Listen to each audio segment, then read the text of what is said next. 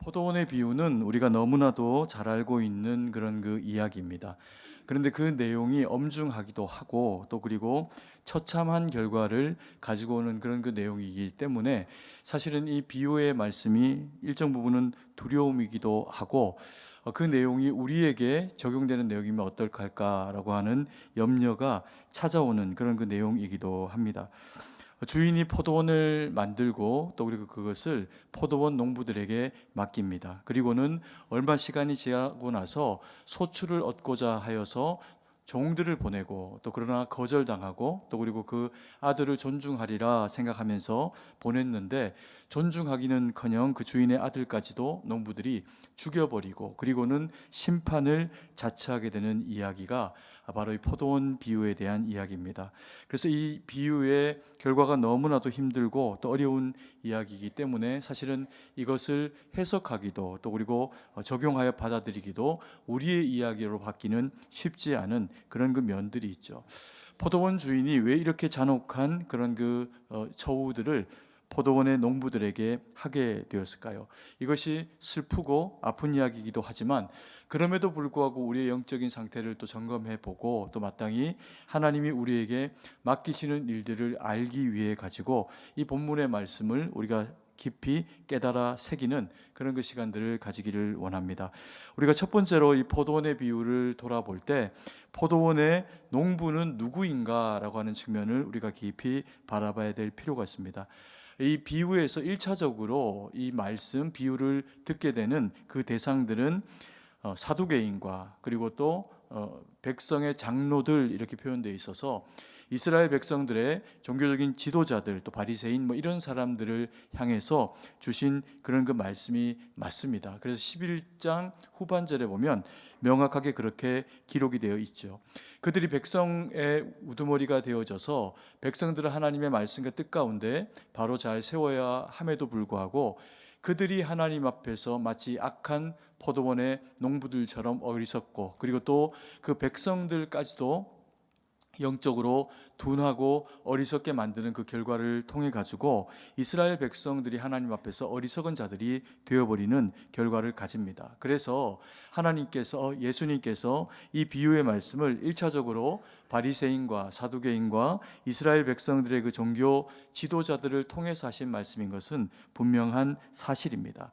그러면 놀랍게도요, 오늘 이 말씀을 예수님께서 비유의 말씀으로 주고 나면 그들이 이 말씀을 받고 난 이후에 자기들에게 한 말인 줄 압니다.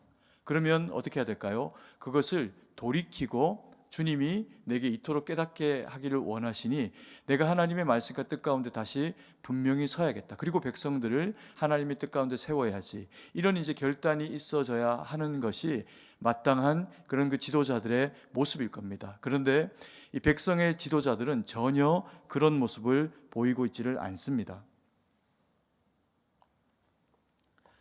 오히려 이 말씀이 자기에게 한 말씀인 줄 알기에 그 자리를 떠나가 버립니다. 우리에게 이런 일이 있으면 큰일이겠죠. 우리가 말씀을 들을 때 오늘 이 말씀이 주님이 내게 주시는 말씀인 것 같다라고 그렇게 깨달아질 때 그때 어떤 내용의 말씀이든지 우리가 그 말씀을 받으면서 회개하고 또 그리고 하나님이 원하시는 모습으로 서는 것이 마땅한 그리스도인됨의 모습일 겁니다. 그런데 때로는 말씀이 전해지고 하나님의 뜻이 우리 가운데 부담으로 오거나 우리의 죄악이 드러나도록 지적하고 돌이키도록 하나님이 때로는 엄중한 말씀을 주실 때가 있습니다.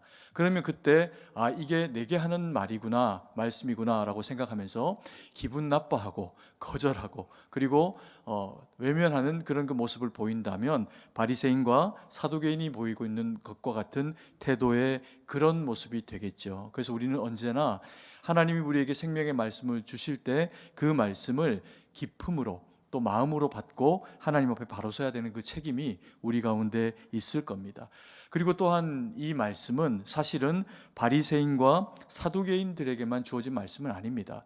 1차적으로 이들이 들어야 하는 말씀으로 준 것은 사실이지만 본문의 비유에 등장하는 내용들을 보면요, 포도원과 그리고 포도원 농부들이 딱히 어떤 직함이 있거나 혹은 직분이 있어가지고 그의 그 우두머리들에 해당하는 사람들의 이야기만 그렇게 하고 있는 것은 아닌 것을 우리가 볼 수 있습니다.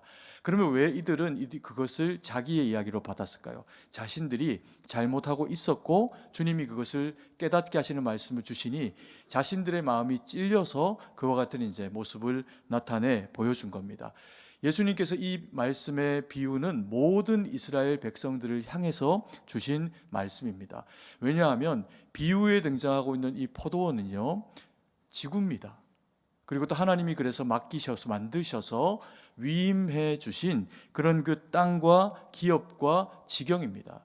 그래서 어떤 한 특정한 대상들에게만 국한되어져 있는 이야기가 아니라 맡겨진 이 지구를 관리하는 농부로 살아가는 그런 그 이스라엘 백성 모두에게 주신 말씀이고, 그리고 그들 모두가 다 하나님 앞에서 거절하지 말고 주님 앞에 바로 서야 되는 그런 그 책무를 가진 백성이다라고 하는 것을 알 수 있도록 그들에게 전체적으로 주신 그런 그 메시지입니다. 모든 대상들에게 주신 엄중한 그런 그 말씀이시죠. 다행히 우리는 바리새인도 아니고 사두개인도 아니고 심지어는 유대인도 아닙니다. 예수님을 모르며 거절하는 그런 그 대상들도 아닙니다. 그래서 오늘 이 말씀은 이 땅을 살아가는 주님의 피조물 된 모든 복음의 대상들에게 이 일들이 선포되어졌다라고 해야 이 말씀이 누구에게? 우리에게까지 필요한 말씀이 되는 겁니다. 그래서 우리가 이 말씀을 우리 자신에게 적용해서 바라보고, 또 뿐만 아니라 우리가 이 말씀을 더 확장해서 적용하고 바라봐야 될 대상들은 누구인지 우리가 함께 그렇게 바라보는 시간을 가지길 원합니다. 오늘 그 포도원에서 농부들이 등장을 하고, 또 그리고 이 농부들은 주인을 거절합니다. 그런데 그것이 그들에게 어떤 직분이나 이런 것이 문제가 아니라 그들이 농장의 포도원의 주인과 그리고 보낸 종과 그리고 또 그 아들을 대하는 태도가 어떤 것인가에 따라서 문제가 그들에게 불거지게 되는 것을 보게 됩니다. 이 어리석은 농부들은 그런데 왜 이렇게까지 악하게 주인의 종을 잡아다가 능욕하고, 그리고 또 주인의 아들마저 심지어는 죽음 가운데로 내모는 그런 그 어리석은 일을 자행을 하는 걸까요? 끝까지 주인을 거절하는 그 이유가 뭘까요? 포도원의 이야기에 보면 답은 간단합니다. 12장 7절 말씀인데요, 같이 한번 읽겠습니다. 그 농부들이 서로 말하되 이는 상속자니 자 죽이자, 그러면 그 유산이 우리 것이 되리라. 포도원의 농부들이 종들을 능욕하고 죽이고, 또 그리고 주인의 아들까지 죽인 이유는 아주 단순합니다. 이 농장을 자기들의 것이 되기를 원하는 겁니다. 그래서 상속자된 그 아들까지 죽이면 이것이 우리가 지금 관리하고 있으니 우리 것이 될 것이다 라고 이렇게 생각을 하게 된 거죠. 욕심이 그들의 그 마음 가운데 화를 불러오게 된 겁니다. 이런 포도원 농부들의 그런 그 판단, 주인의 아들을 죽이고 자신들이 이 땅을 차지하리라, 우리가 주인이 되리라 라고 하는 이와 같은 이야기는 사실 우리가 성경에서 많이 들어본 이야기입니다. 창세기 3장 5절 말씀인데요, 같이 한번 읽겠습니다. 너희가 그것을 먹는 날에는 너희 눈이 밝아져 하나님과 같이 되어 선악을 알 줄 하나님이 아심이니라. 우리가 너무나도 잘 아는 이야기입니다. 아담과 하와가 선악을 알게 하는 나무의 실과를 먹고 하나님 앞에 죄를 범하게 되는 그런 그 이야기죠. 이것이 너무나도 사실은 본문에 해당하는 주인의 아들을 죽이고 그러면 우리 것이 될 것이다 라고 하는 이야기하고 너무나도 일맥상통한 그런 그 이야기가 됩니다. 왜 그러냐면요, 마귀가 아담과 하와를 꼬이러 옵니다. 그리고는 하나님 앞에 이 나무의 실과를 하나님이 먹으면 너희에게 죽는다 하더냐 이렇게 물으니까 그에 대한 답변을 살짝 바꿔가지고 정령 죽을까 하노라 이렇게 이제 답변을 하게 만듭니다. 그때 이제 마귀가 아담과 하와를 꾀이면서 했던 이야기가 5절 말씀, 너희가 그것을 먹는 날에는 너희 눈이 밝아져 하나님과 같이 되어 선악을 알 줄 하나님이 아심이니라, 이렇게 이야기를 한 거죠. 하나님께서 에덴 동산을 창설하시고 지구를 만들고 에덴을 거기에 두시면서 아담과 하와를 그 가운데 관리자로 세우십니다. 모든 것들을 다 지키고 그리고 정복하고 다스리도록 하십니다. 뭐 대충 그냥 이것저것 해라 이런 것이 아니라 모든 것들을 다 관리하라라고 그렇게 하나님께서 아담과 하와에게 명령을 하십니다. 그리고 그들에게 하나 준 단서가 무엇이냐 하면 단지 모든 나무의 실과를 먹되 선악을 알게 하는 이 나무 실과는 먹지 마라, 그렇게 하나님께서 말씀을 하시는 것을 통해서 하나님과 우리 인생을 구별하여 차등하게 만드십니다. 그런데 그때 그것이 마귀의 이야기를 통해 가지고 도전으로 찾아오게 됩니다. 그러면서 이 선악을 알게 하는 나무의 열매를 먹으면 하나님처럼 된다고 라고 하는 생각을 통해서 이것이 먹고 싶다라는 생각을 아담과 하와가 가지게 됩니다. 그러면서 보암직도 하고 먹음직도 하게 된 그 열매를 하와가 먼저 먹고 그리고 남편 아담에게 주니 둘이 한 마음으로 그것을 먹고 동일하게 하나님처럼 되고자 하는 그런 이제 생각을 가지고 반역하는 길 가운데로 나아가게 됩니다. 오늘 농부들이 보여주고 있는 모습도 그런 모습이죠. 이 농장은 이 농부들이 농장의 주인으로부터 위임받은 겁니다.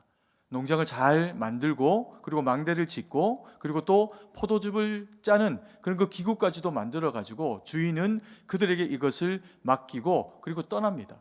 그리고는 그 농부들이 거기서 열심히 이제 일을 해서 새를 거둘 이제 그런 이제 목적으로 그것을 그들에게 맡기게 되죠. 그런데 그들 마음 가운데 찾아오게 된 그런 그 마음이 뭐냐 하면 주인에게서 이것을 빼앗아서 자기들의 포도원으로 그렇게 세우고 싶다, 이제 그런 그 마음을 그들이 가지게 된 겁니다.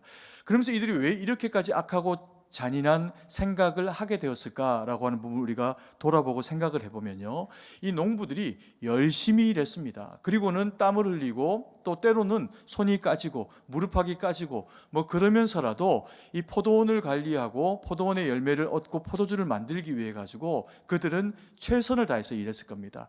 그러면서 머리에서 굵은 땀방울이 뚝뚝하고 떨어지기도 할 때 열매가 탐스럽게 열리고 또 그래서 그 열매를 가지고 만든 포도주는 너무나도 멋지고 아름다운 포도주가 되었던 겁니다.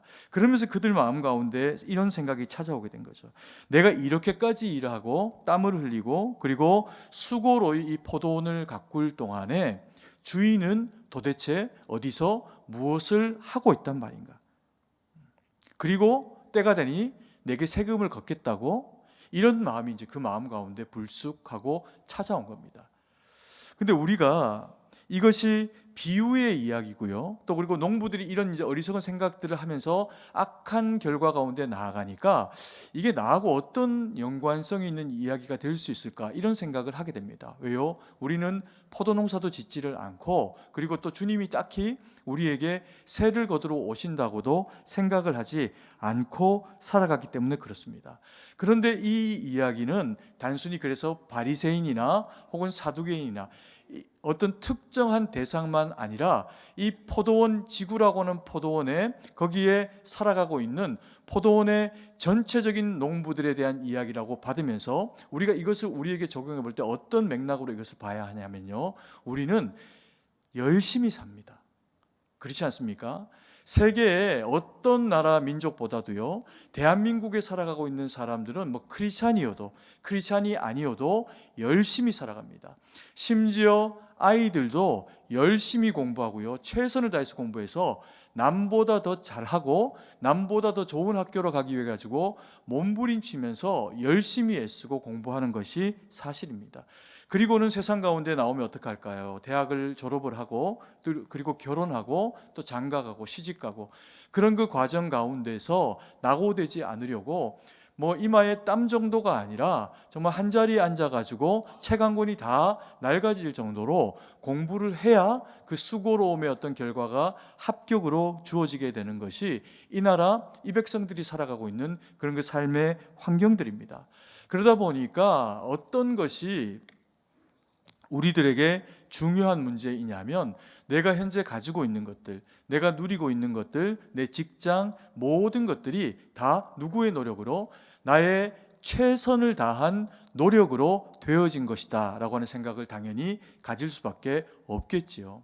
그런데 내가 주님의 것이고 누군가가 예수님을 믿어라, 그리하면 너와 내 집이 구원을 받을 것이다. 또 그리고 예수님이 그렇게 말씀하십니다. 나를 믿어라. 내가 곧 길이요 진리요 생명이다. 그렇게 말씀을 하시는데 이제껏 자기가 생각할 때 이렇게 열심히 살아왔고 최선을 다해서 살아왔는데 그 인생의 어느 한 경점에서 주님이 도대체 나타나셔서 나를 도우셨나라고 생각해 보니 그런 경험이 없는 겁니다. 그래서 자기 인생의 주인을 나라고 생각하고 자기 자신을 주인으로 살아가고 있는 사람들이 대부분의 우리의 현재의 모습이죠. 아담과 하와가 인생들 중에서 가장 큰 유익이 있었다면요, 그들은 친히 에덴 동산을 경험하고 하나님을 봅니다. 하나님의 음성을 직접 듣습니다. 그런데 그들이 죄를 범하고 에덴을 떠나고 난 이후에 그 후손들에게는요, 점점 더 이 하나님의 나라와 에덴의 이야기, 그리고 아담과 하와가 만났던 하나님에 대한 그 이야기들이 멀어져 가는 이야기가 될 수밖에 없습니다. 본 적도 없고 하나님의 음성을 직접 들은 적도 없습니다. 다만 선지자가 듣고 일부의 사람들이 보고 그래서 전해진 이야기들을 들으면서 하나님이 계시는구나 라고 하는 생각을 할 따름입니다.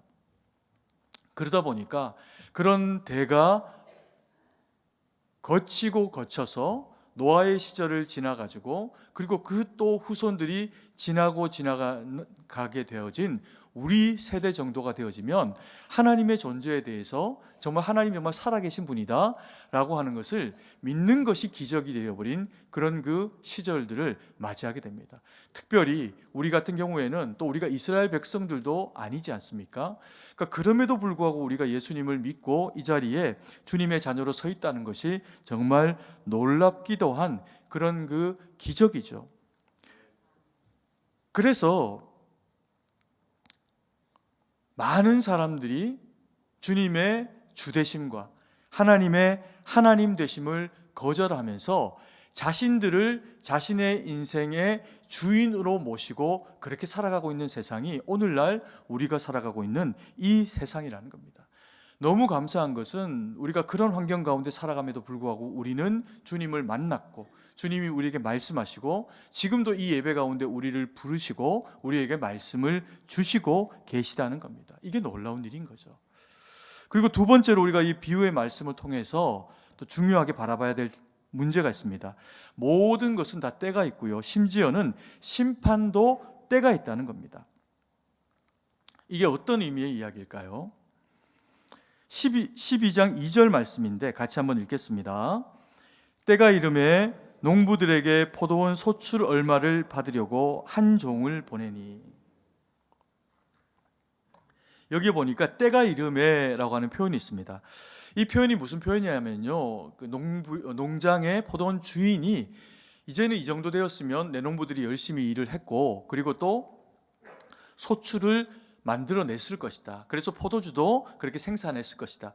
그런 이제 기대를 하면서 모든 걸 다 빼앗아 가는 게 아니고 그들이 그 수고한 것들 가운데서 주인이 일부 그 소출을 좀 이제 내게 다오, 새로 다오라고 하는 이제 의사를 표현을 하게 됩니다.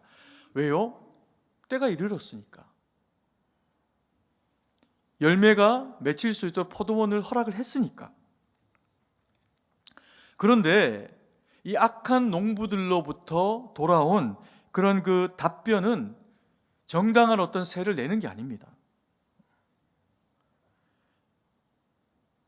그래서 보낸 종을 때리고 죽이고 핍박하는 그런 그 모습을 보입니다. 그래서 3절에 이렇게 이야기합니다. 그들이 종을 잡아 심히 때리고 거저 보냈거늘. 농부들이 주인의 종을 잡아다가 심히 때리고 그리고 거저 보낸 거죠. 거절한 겁니다. 그런데 이때 첫 번째 단계의 때가 그렇게 지나갔음에도 불구하고 주인도 고집이 있습니다. 포기하지 않아요. 그래서 두 번째 2단계로 다시 또 종을 보냅니다. 4절 말씀입니다. 같이 읽습니다. 다시 다른 종을 보내니 그의 머리에 상처를 내고 능욕하였거늘. 다른 종을 또 보냅니다. 그랬더니 이 농부들이 그를 잡아다가 머리에 상처를 내고 능욕합니다. 수치를 줍니다. 그리고 이쯤에서 또 이제 그냥 포기하는 게 아니라 세 번째 3단계로 또 주인이 자신의 종들을 농부에게 보냅니다. 5절 말씀 제가 읽어드리겠습니다. 또 다른 종을 보내니 그들이 그를 죽이고 또 그 외에 많은 종들도 더러는 때리고 더러는 죽인지라. 그랬더니 이 농부들이 4차, 5차, 6차만 아니라 그 이후에도 줄기차게 포기하지 않고 자신의 종을 보내는 그런 그 주인의 의지를 꺾고 그들을 능욕하고 죽이고 때리고 하는 몹쓸 짓을 하게 됩니다. 그러면서 마지막으로 최후로라고 이렇게 표현되어 있습니다. 이 최후로 그의 사랑하는 아들을 보내기로 주인이 결정을 합니다. 왜냐하면 내 아들은 존중하리라 생각을 하면서 그렇게 보내게 되죠. 그런데 그들이 보이는 모습은 주인이 기대하고 있는 것과 같은 그런 그 모습이 아닙니다. 6절, 7절, 8절 말씀인데요. 제가 읽어드리겠습니다. 이제 한 사람이 남았으니 곧 그가 사랑하는 아들이라 최후로 이를 보내며 이르되 내 아들은 존대하리라 하였더니 그 농부들이 서로 말하되 이는 상속자니 자 죽이자. 그러면 그 유산이 누구의 것? 우리의 것이 되리라 하고 이에 잡아 죽여 포도원 밖에 내 던졌느니라. 슬프게도 주인의 이 마지막 기대는 처참하게 무너집니다. 이 농부들이 그 아들을 죽이고 마치 만약 주인마저 왔다면 주인조차도 때려 죽여서 온전히 이 포도원이 자기들 것으로 만들 그런 그 의지를 불태우게 됩니다. 너무나도 악한 이야기죠. 그래서 주어진 결과가 뭡니까? 최후로 내 아들을 보내리라. 그 최후로 내 아들까지 거절하니 이들에게 돌아가게 된 마지막 이야기가 뭐냐면 심판이라고 하는 처참한 결과가 그들에게 주어지게 됩니다. 그러면서 이들이 정말 도륙당하고 오히려 이 포도원의 주인이 되는 일이 아니라 거기에서 흙으로 돌아가게 되는 그런 그 슬픈 결과를 가지게 된 이야기가 오늘 우리가 읽은 이 포도원의 이야기입니다. 그래서 사실은 이 얘기는 두렵습니다. 우리가 이 포도원에 그런 그 농부이면 어떻게 할까라고 하는 경각심을 가지게 만들어주는 이야기가 이 이야기이기 때문에 그렇습니다. 그런데 우리는요, 이 포도원의 이야기 가운데서 놀랍게 희망의 이야기를 가지게 됩니다. 그 희망이 뭐냐 하면 때가 이르매라고 하는 이 때가 계속해서 이릅니다. 첫 번째 때, 두 번째 때, 세 번째 때가 되어도 농장의 주인은 포기하지 않고 자기 농부들에게 메신저를 보냅니다. 종들을 보냅니다. 그리고 그게 언제까지? 최후, 누구의 최후? 주인의 최후가 아닙니다. 그들의 최후가 이르게 될 때까지 지속적으로 농부들에게 종들을 보내고 돌이키라, 돌이키라, 돌이키라 말씀합니다. 그뿐만 아니라 그의 아들을 보내기까지 그 일을 하시는 거죠. 이것이 우리에게 감사한 이야기인 것은 이게 단순한 주인과 농부에 대한 이야기가 아니라 하나님과 하나님의 거룩한 백성들에 대한 이야기라는 겁니다. 하나님이 우리의 어리석음과 우리의 악함을 어느 때까지 참으실까요?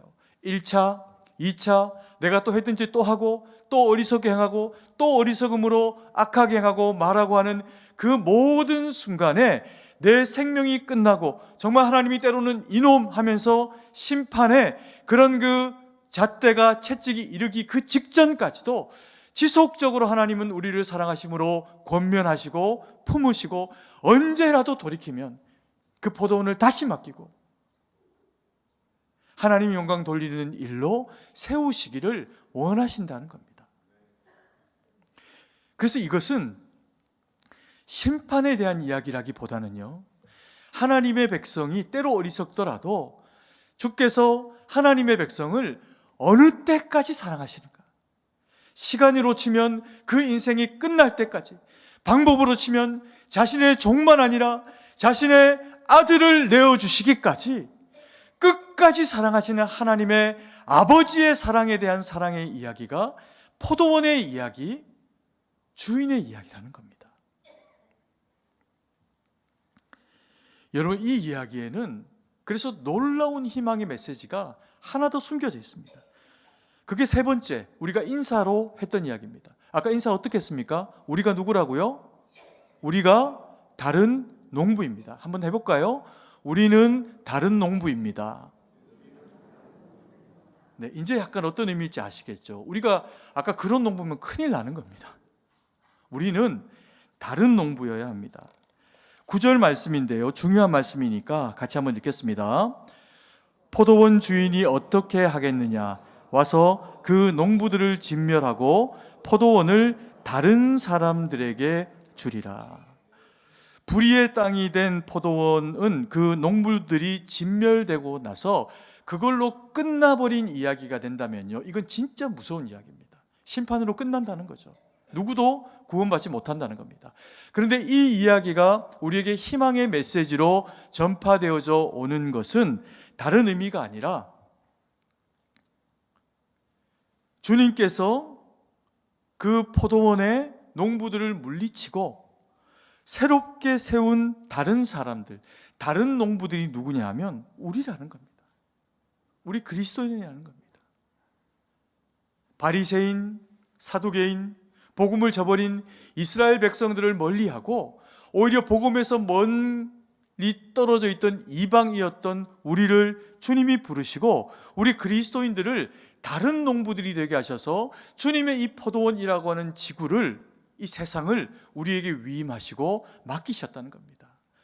그러면서 우리에게 주신 명령이 뭡니까? 생육하고 번성하고 땅에 충만해라, 땅을 다스려라, 땅을 정복하라 라고 하는 그 복음으로 말미암는 그 놀라운 은혜의 역사를 우리를 통해서 이루시기로 작정하셨다는 겁니다.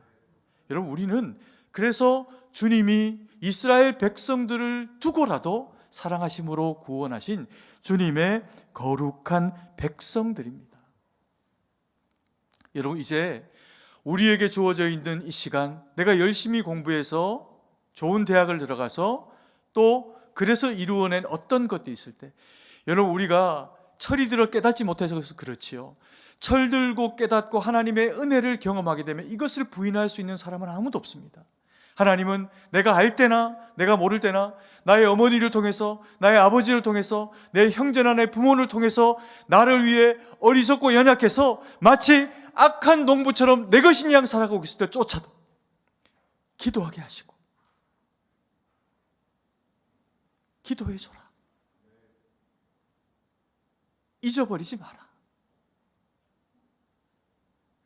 그렇게 부르시고 그렇게 함께 하시고, 내가 무엇을 하든 무엇을 먹든 늘 우리와 동행하시면서 우리의 그 모든 인생의 주인으로 우리와 함께 하셨다는 겁니다. 여러분, 우리의 시간은 우리 게 아닙니다. 왜요? 영원히 살면 여러분의 거죠. 누구도 영원히 살지 못합니다. 우리에게 허락하시고 위임하신 기간 동안만 살아갑니다. 여러분, 그래서 우리가 주님의 것인 것을 인정할 수 있는 믿음이 우리 가운데 있어야 됩니다.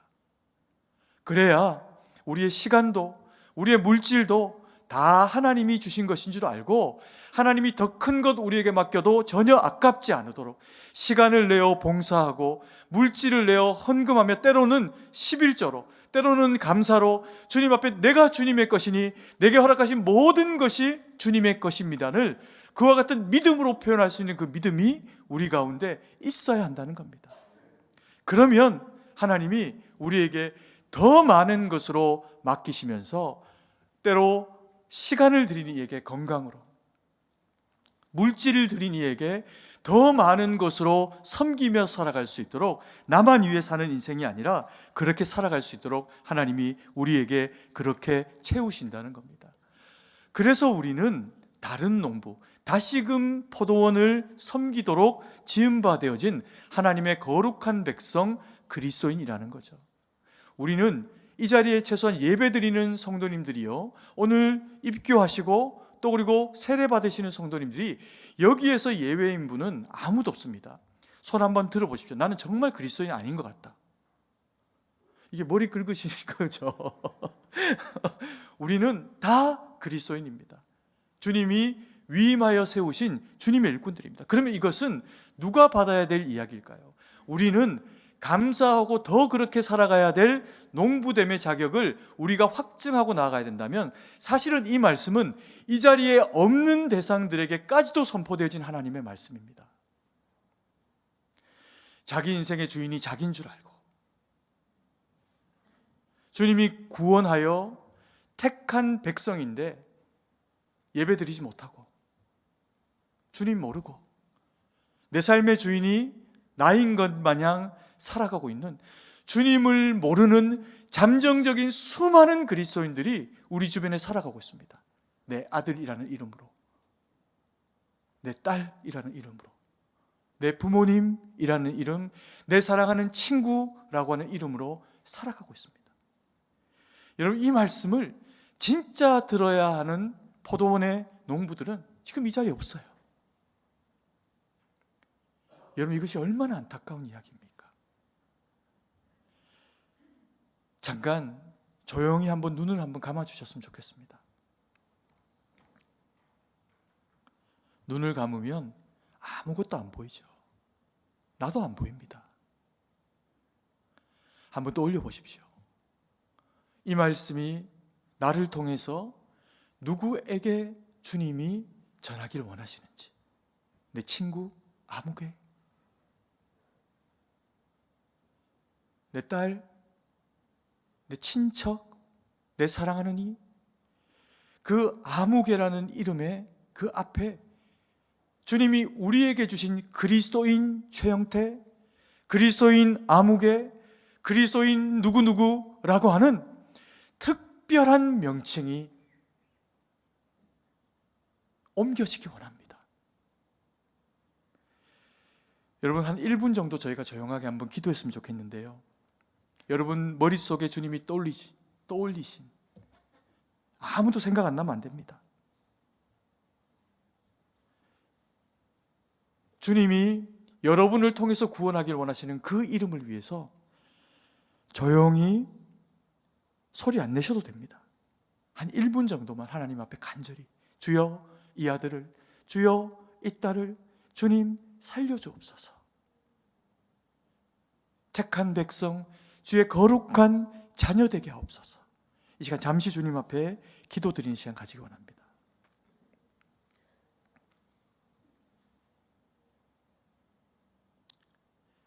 아버지,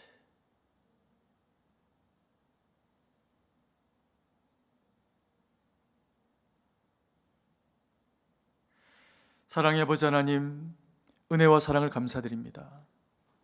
부족하고 어리석고 연약하고 심지어는 악하기도 한 우리를 다른 농부, 주의 백성, 거룩한 주의 자녀 삼으셔서 오늘날 복음을 알고 아버지 하나님 이 절대적인 심판을 피할 수 있는 저희로 삼아주신 것을 감사드립니다. 아버지, 이 시간 우리의 마음을 주님 앞에 올려드리고 우리 마음 가운데 떠올리게 한 주의 거룩한 백성의 이름을 놓고 주님 앞에 기도합니다. 아버지여, 사랑하는 나의 친구, 사랑하는 나의 아내, 남편, 부모님, 자녀들, 아버지여, 이 이름을 기억해 주시고 주님 저들을 불러주셔서 주여, 저들이 자신을 주인으로 놓고 살아가서 심판 가운데 나아가는 자들이 아니라 하나님 앞에 자신을 내어드리고 살아가는 것을 통해서 주님의 힘을 힘입고 주님의 도우심을 힘입고 선한 농부 되어져서 열매로 주님 앞에 영광 돌리는 주의 거룩한 백성으로 세워지고 살아갈 수 있도록 주여 복음으로 함께 하시고 저들을 불러 세우시고 은혜와 능력 가운데 함께하여 주시옵소서. 우리에게는 그 복음을 전할 수 있는 지혜와 권능으로, 능력으로 함께하여 주시옵소서. 주님께 모든 것을 의지하고 감사드리며 살아계신 주 예수님 이름으로 기도드립니다. 아멘.